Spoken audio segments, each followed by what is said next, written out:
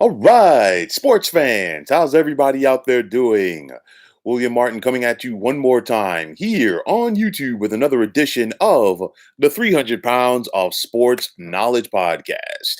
Now, the saga that is Ben Simmons and the Philadelphia 76ers continues.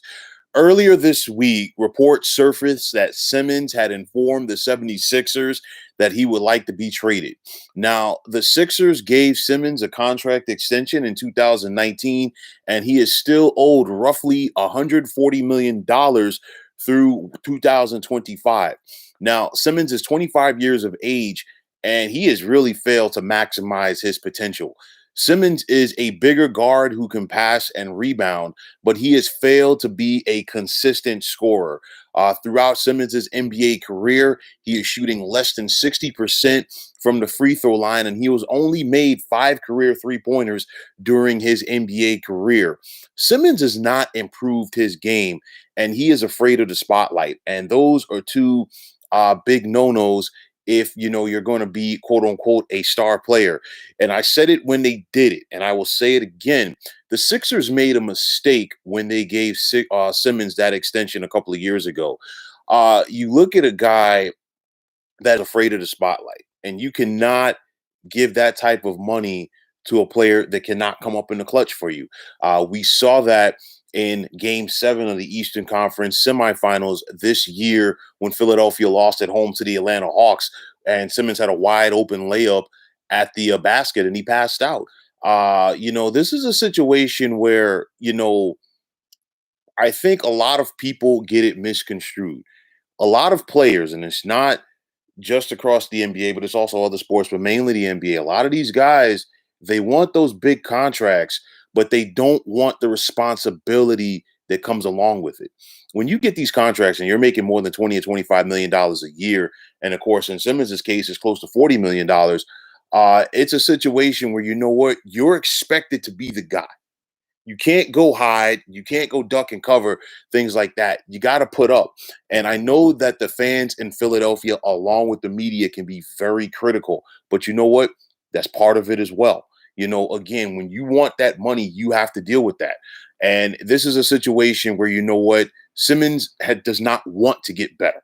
It's one of those where he's been able to do it based on his athletic ability.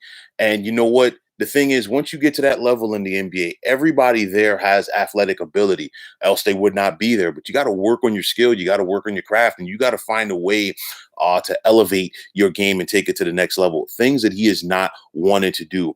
We've seen different coaching regimes, we've seen different front office regimes try to get through to him. And you know what? It just is not working out.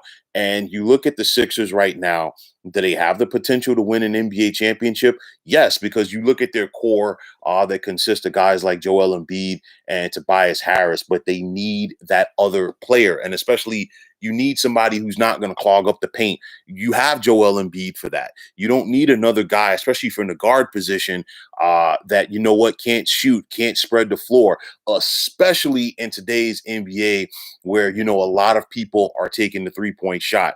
So I look at this and it's inevitable that the Sixers part ways. I think the Sixers really should have tried to do this prior to the NBA draft, so at least they can get some potential draft compensation, or get some other players in there that can go out there and make an impact.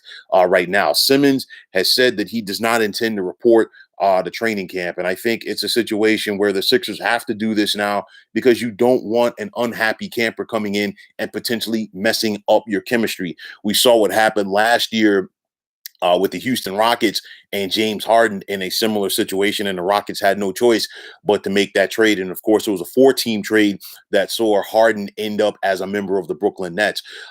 This time around, it's a little bit different because Harden was more of a proven scorer, and of course, that was able to somehow, make people understand that big contract that he had. Simmons is an unproven scorer. And now it's a situation where he has a very big contract that the Sixers have to find a way to move. There's always going to be somebody who feels that they can get the best out of somebody. So I'm not going to say that Ben Simmons is untradeable. There's always going to be a team.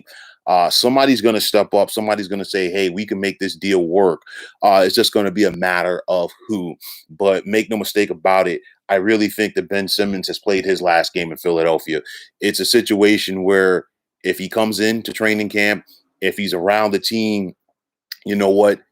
It's going to be a problem. So I think the Sixers are basically going to keep paying him and tell him to stay home. So you look at it. I think the Sixers have to find a way. They got to make sure they get full value for Simmons and his contract. But with that said, you know what? The time is now because you look at Joel Embiid. He is one of the better players, not just the best bigs, but one of the better players in the NBA. But you know what? With Embiid's injury history, you cannot sit up there and say, you know what, we got another 10 years of this. It's a situation where, you know what, the time is now.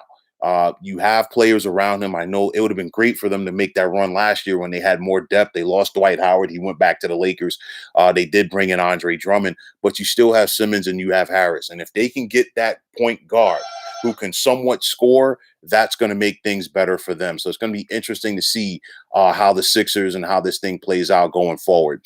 But folks, that is going to wrap it up. And as always, I want to take this time out to thank you for tuning into the 300 Pounds of Sports Knowledge podcast. As always, want to take this time out to thank you for tuning in. And if you're on Twitter, please feel free to follow me at 300 Pounds of Sports. And like I always say, if you follow me, it'd be my pleasure to follow you right back. Also, there's a sports discussion group on Facebook at the Sports Depot 365. You can check it out. Drop a line and be a part of one of the better sports debating sites going on social media. And as always, right here, feel free to like and subscribe to this channel. So once again, my name is William Martin, signing off, saying take care and have yourselves a wonderful day.